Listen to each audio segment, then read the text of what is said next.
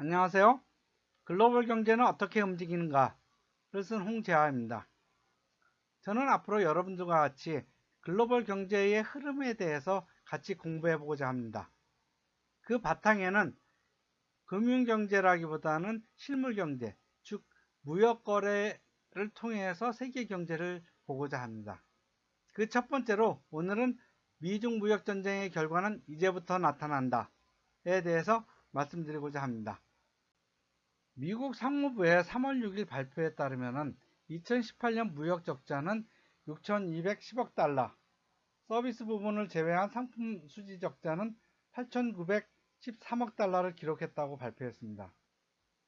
2016년 무역 적자가 5,020억 달러였는데 트럼프 정권 2년간 1,000억 달러가 넘게 늘어났습니다. 그 중에서도 치열한 무역 전쟁을 벌이고 있는 중국과의 상품 적자도 4,190억 달러로 역대 최고치를 기록했습니다. 얼핏 보기에 트럼프와 시진핑 간에 벌이고 있는 무역 전쟁에서 트럼프는 여전히 실패하고 있는 것처럼 보입니다. 그렇다면 미국은 계속해서 대중 무역 적자를 운명으로 받아들여야 하는 게 맞는 것처럼 보입니다. 트럼프의 온갖 노력에도 불구하고 미국의 대중 무역 적자는 줄어들지 않을 것처럼 보이기 때문이죠. 그런데 트럼프의 노력이 서서히 결실을 이루고 있다는 통계도 나옵니다. 중국의 해관총서, 즉 우리나라의 관세청이 발표한 2019년 1월부터 2월까지 중국의 수출과 수입은 각각 4.6%, 3.1%가 감소한 것으로 나타났습니다. 특히 무역 전쟁 중인 미국과의 무역 감소세가 컸습니다. 2019년 1월, 2월 미중 무역액은 765억 달러로 전년 동기보다 19.9%가 줄었어요. 전년 대비 같은 기간 미국에 대한 수출액은 14.1%, 수입도 35.1% 감소했습니다. 수입 감소율 35.1%는 중국이 이날 공개한 주요국 가운데 가장 높습니다. 다음은 베트남이 마이너스 30.2%, 네덜란드가 마이너스 29.4%의 순서입니다. 미국의 통계에 의하면 미국의 대중국 무역 적자는 늘었다고 하는데 중국의 대미국 무역 적자는 줄었다는 것입니다. 둘 중에 하나가 거짓말을 하고 있다는 의심을 하시죠. 그러나 나는 둘 다 진실을 말하고 있다고 보는 겁니다. 미국발 관세 보복 조치는 해운 시장에도 직격탄이 되고 있습니다. 미국발 관세 보복 조치는 해운 시장에도 직격탄이 되고 있습니다.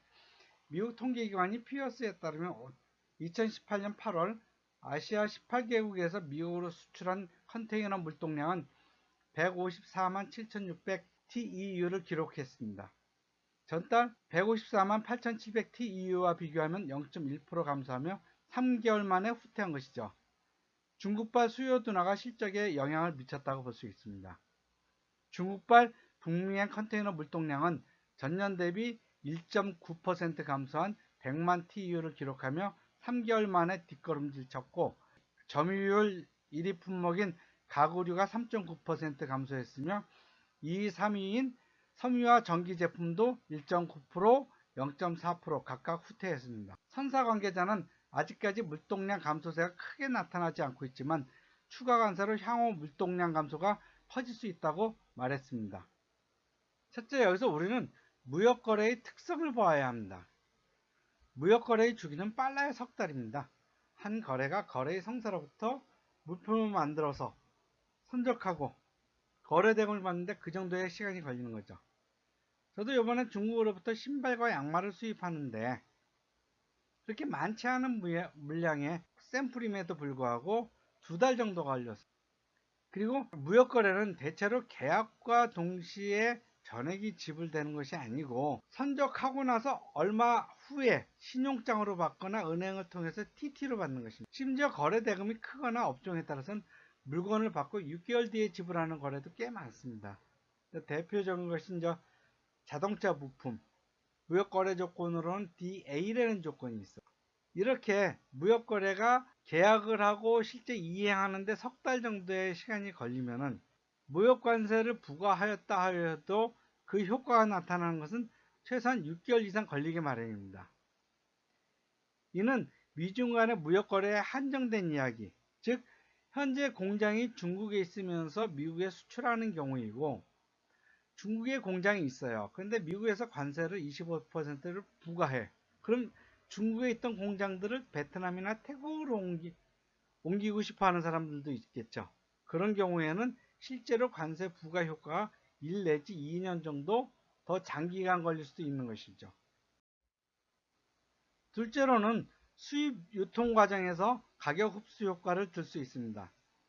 예를 들면 중국에서 수출할 땐 평상시에 100불에 수출하던 물건이 있다고 봅시다. 그럼 미국 관세청 통과 이후에는 가격이 125불이 되죠. 그런데 이것을 온전하게 수입업자에게 부담하려면 수입업자는 뭐예요? 수입을 줄이겠죠. 그럼 수출자도 거래선이 없어지는 거예요.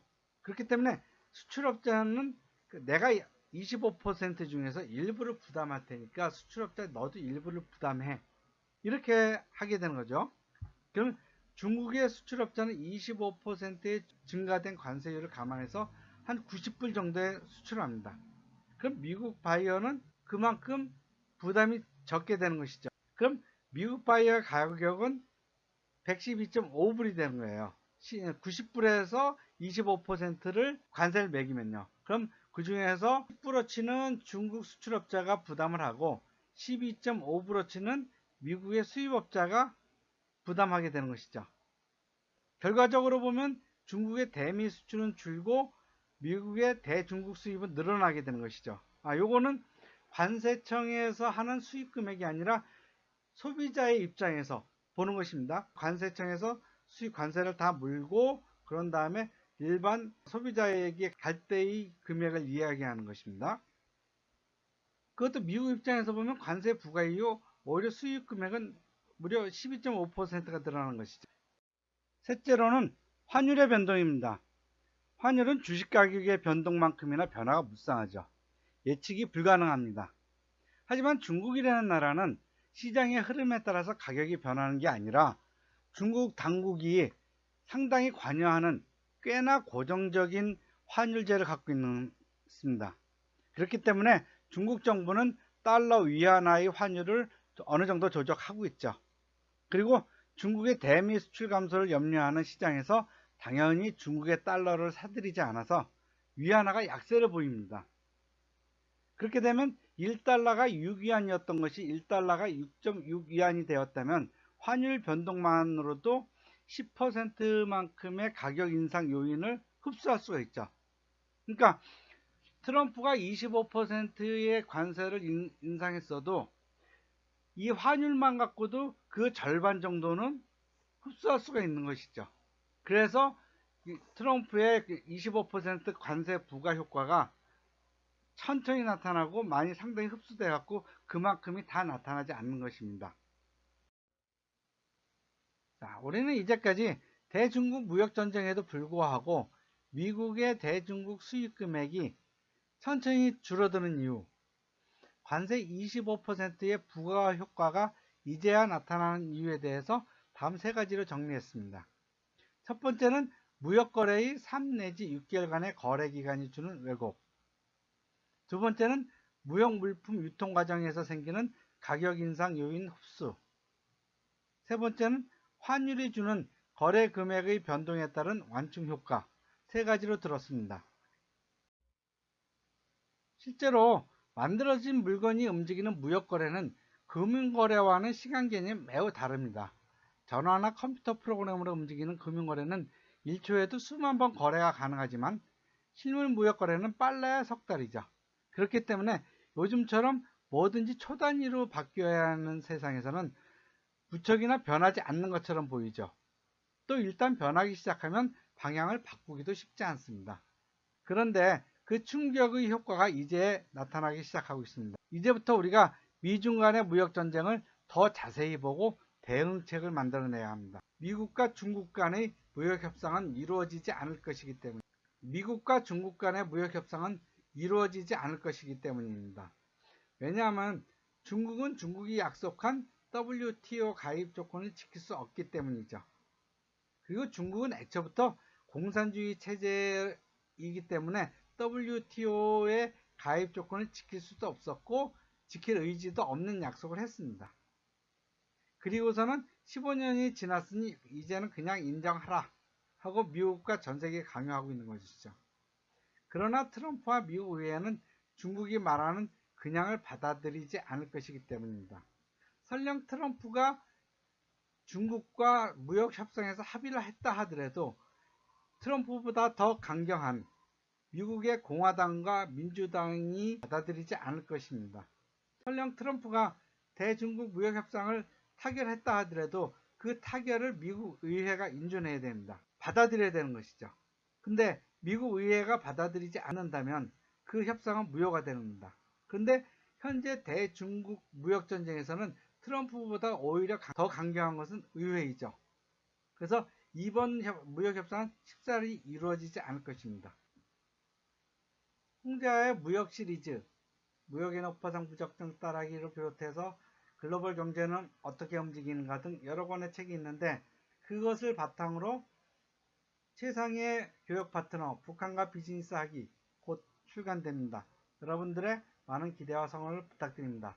감사합니다. 좋아요, 구독 감사합니다.